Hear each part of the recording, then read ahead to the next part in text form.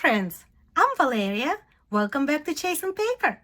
In my last video, I asked you guys how you feel about Halloween crafts, and majority voted yes to Halloween crafts. It turns out we have quite a few viewers who really love Halloween and Halloween projects, but we also had quite a few viewers who said they're not interested in Halloween and would rather see fall crafts. Rest assured, I'm going to do plenty of fall crafts this season. They're all going to be harvest and fall and gratitude themed, but we're also going to do some Halloween because I can see that there is a lot of interest in it. So I decided to get in the mood for the spooky season with this Halloweenish project, let's call it that. So what I have here is a stack of Paranormal case file cards. Legend has it these were found in a creepy abandoned cabin in the woods, and they say these belonged to a paranormal investigator who had gone missing without a trace.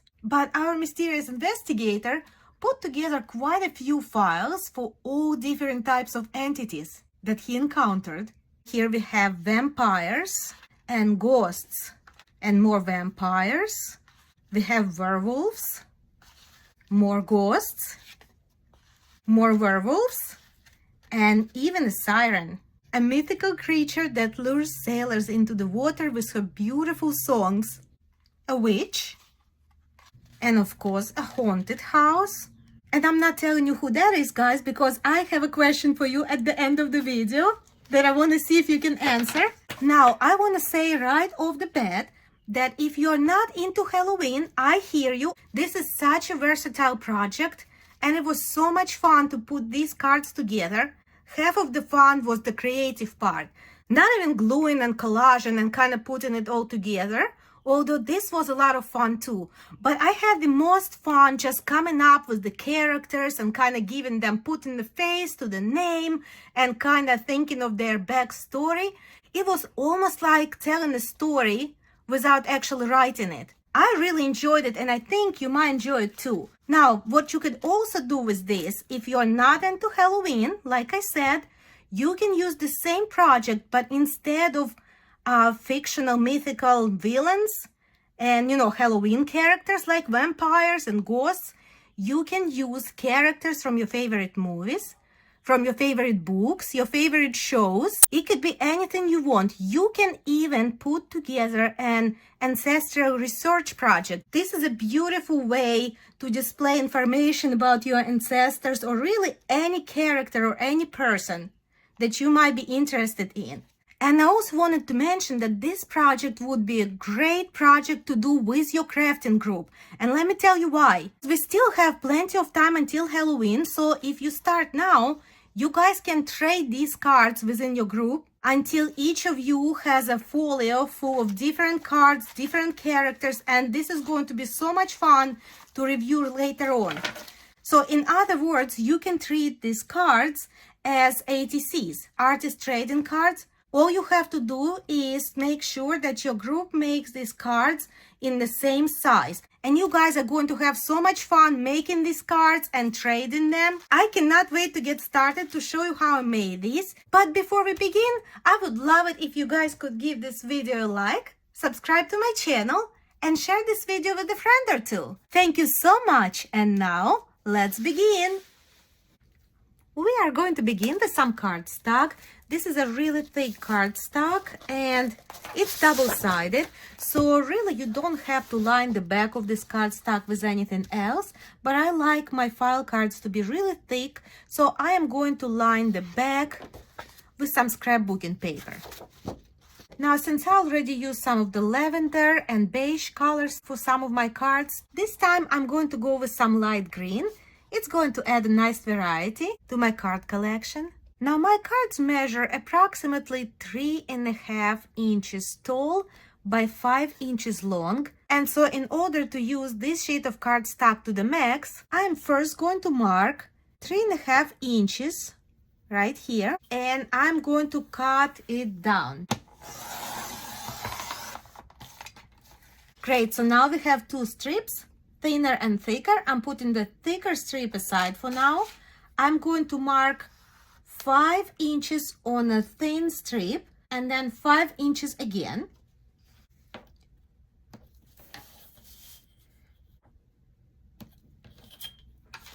And I'm going to cut it down on the marks.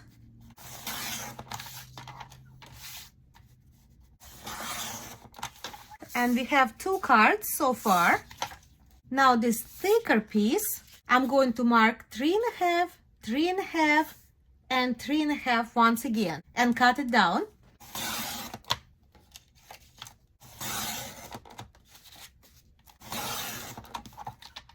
And this way we're able to get 5 sheets out of our standard size cardstock. And now we can get down to the fun part and actually put together these little file cards. Now what I found is that once you find your winning design, it's really best to work with 2 to 3 cards at the same time. So I'm going to work with these 3 cards. Now let's look at my prototypes again. So I'm sure you noticed that even though all these cards look different, they all have several of the same elements. I have a background stamp, which kind of denotes where a picture should be placed. They all have the title identification. Then they all have the name, entity type, and the class. And also this little flourish under the identification title. So knowing that all these cards have those elements in common, I will go ahead and pull the stamps that I'm going to need to use. Now, of course, you may or may not have the same stamps that I have. And that is totally fine. You know I'm always advocating for using what you have. I don't want you to go ahead and buy exactly what I'm using. So for example, if you really want that word identification on your card, but you don't have this stamp, what you can do is print out that word on your printer, put it on your sheet several times, and then cut it apart. So if you have any stamps, then go ahead and look through a stamp stash and see which stamps you can use for this project. Before stamping these cards, I'm going to add some stenciling to the background to kind of add more dimension, interest, and age to my cards. And I'm going to use Distress Oxides in the color Antique Linen, Peel Paint, and Gathered Twigs.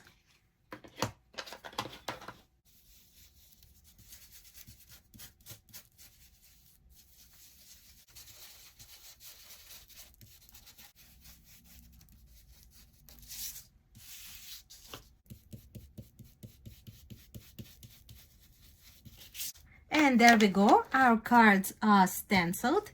Now let's get to stamping. So first of all, I'm going to use a stamp for attaching a photo. I'm using my StazOn ink in the color Timber Brown.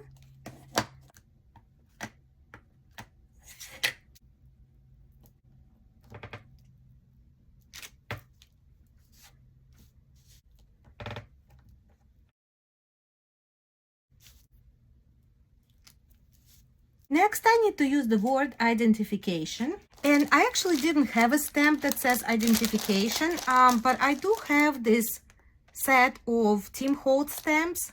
And there is a stamp here that says identification check. So I'm just going to modify this stamp and use it. I'm using the same ink pad and I'm dabbing the word identification only. And I'm placing it at the top right here.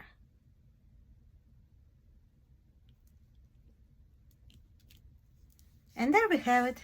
And I'm going to repeat it for the other 2 cards. Next, I'm going to add a little flourish under the word identification. There. There. And there. And now the best part in the whole project, we actually get to choose the pictures of our characters and the description of each of our characters. Now, all 3 of these pictures came from the Graphics Fairy website. If you don't have access to a printer, you can absolutely use Tim Holtz pictures, or you can even find the pictures in magazines and books, and you can even use old yearbooks. That's a great resource for those pictures as well. And now we are going to find appropriate description for each of them. And since I already had a couple of vampires and a couple of ghosts and even a siren, I think I could use a werewolf and a witch, and this is going to be a haunted property. And I just used Microsoft Word to come up with this really simple format. All it has is a little text box, and a very simple description of the character that we are working with. And then you can print out your cards on a colored cardstock or on just a regular white printer sheet. And then you can use your inks to add a little color. So I went ahead and used the ink on all 3 of our cards, and I cut them out and distressed them and inked around the edge to make them look really worn. Now, before gluing down these pictures, I'm going to distress each one. I'm going to distress the edges to kind of make them wrinkled and torn and worn. And you can use a nail file, which is what I'm using, or you can use the back of your scissors to kind of run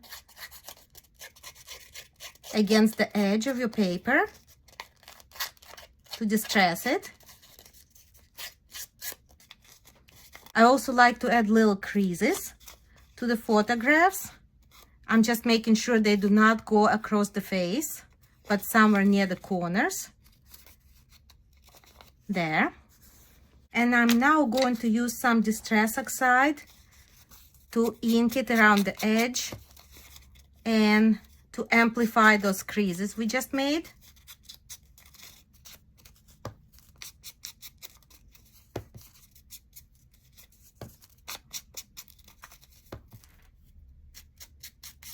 Now it looks really old and worn. I'm going to do it with each of our photographs. Now all my photographs are beautifully distressed and they look a lot older and more authentic, and we can go ahead and glue them on. I'm using my Scotch permanent glue stick.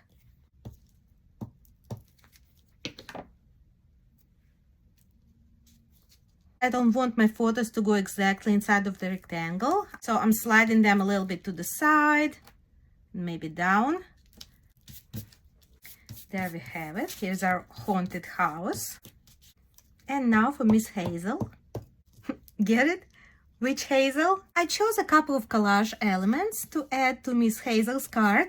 Here we have a poison label and an antidote label. Before gluing them down, of course, I went ahead and added some distressing, and I inked the edges of each paper. This piece is gonna go right here. And now for the information card. And there we go. Now I'm going to use these Tim Holtz stamps once again, and I'm going to pick a number to add to the identification. And stamp in the number. There. Let's work on our haunted house card.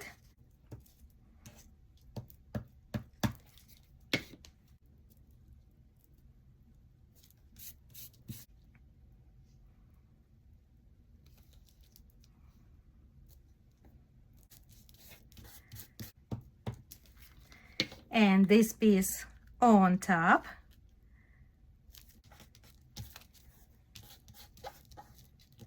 And now I'm going to cut this piece of paper that's just hanging off. There. And I am going to stamp the word condemned from the same set of stamps.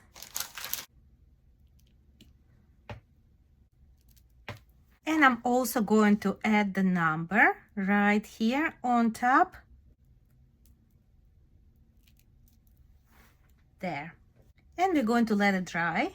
Now for Dr. Monroe, I am going to begin with this map.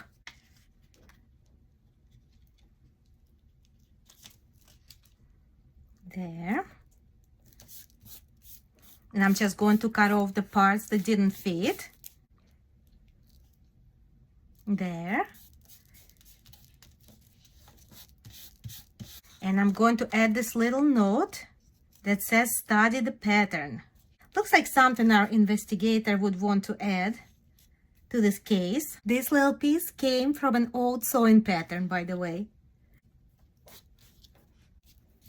Now let's cut off the paper and see what else our card needs.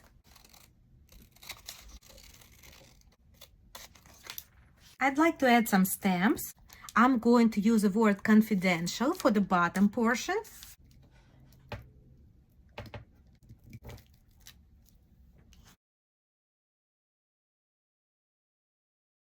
And I'm going to add a little sticker right here to the corner. And I will stamp this form number. Here we go. This card is all finished.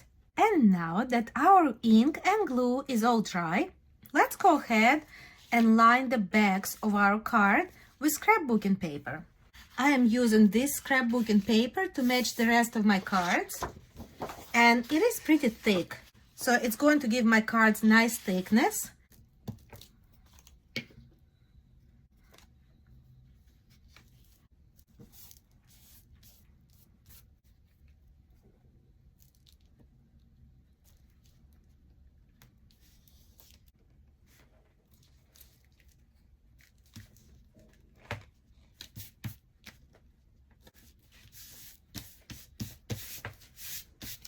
And while our cards are drying, let's go ahead and prepare the tabs to add to each card. Now I do have a die cut machine, so I used my tab die and then I went ahead and stamped the numbers on each of them. And I also added some ink around the edge. But even if you don't have a die cut machine, you can make your tabs just as easily. Let me show you how. So I'm using a craft cardstock. I'm cutting a strip. This strip is about 1.5 inches wide. Now you would go ahead and fold your strip in half lengthwise like this. You would cut that strip at about 2 inches. And you would go down the length of your strip and to make as many as you need. And then you would just cut the corners on each of those strips.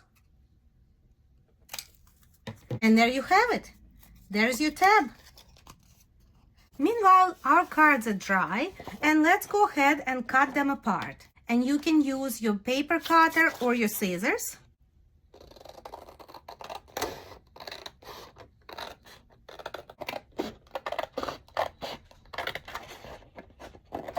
And now that we have all 3 individual cards cut out, I will go ahead and round the corners with my corner chomper.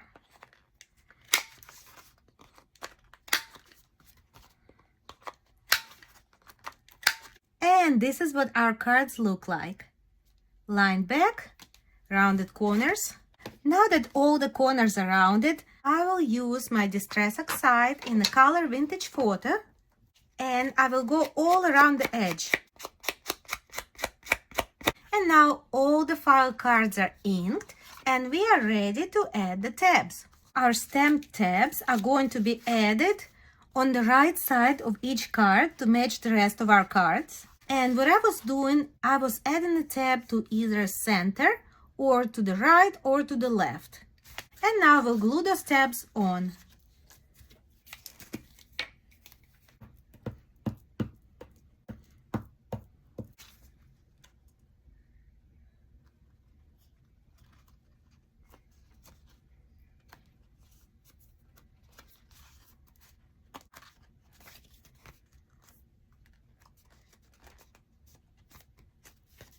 And now that all the tabs are attached, let's go ahead and punch a hole in a couple of them so that we can add some charms. I am using my crocodile bit bite to punch those holes. You can use any hole puncher you may have on hand. And I'm punching that hole right near the corner. I'm going to add a couple of holes to the tags I already made. Out of all these cards, maybe only 3 will have charms. And this one. I will now go ahead and set some eyelets.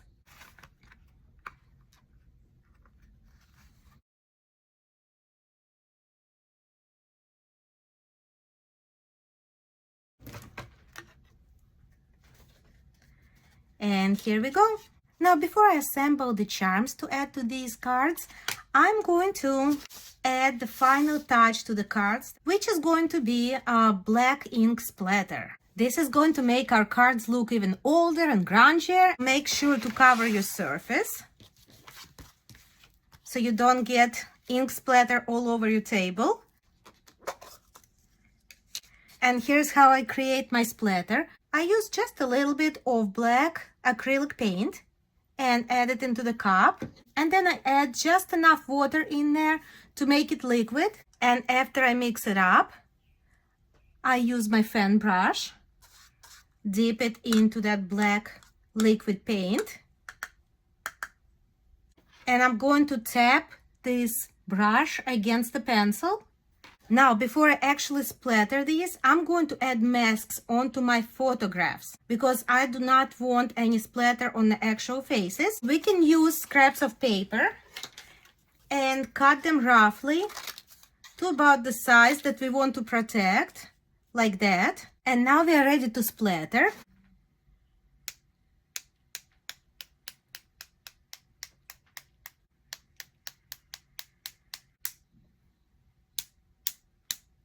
It's up to you how light or how heavy you want it to be. And I'm just going to let it dry. And meanwhile, I'm going to go ahead and wash out my brush. Now here I have some bits and pieces of ephemera that I prepared to make into charms. Now I'm going to use gourd pins. So I'm going to need 3 gourd pins to attach my charms. So first I'm going to put the pin through, and then I'm going to attach the charms to the pin. This way I know that they're going to be facing forward.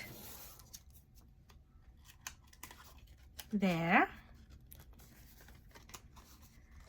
Here's my first one, my second one, there, and there.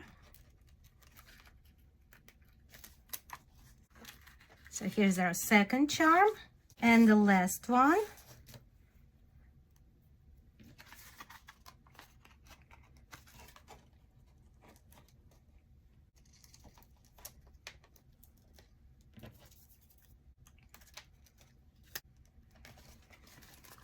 There's our last charm.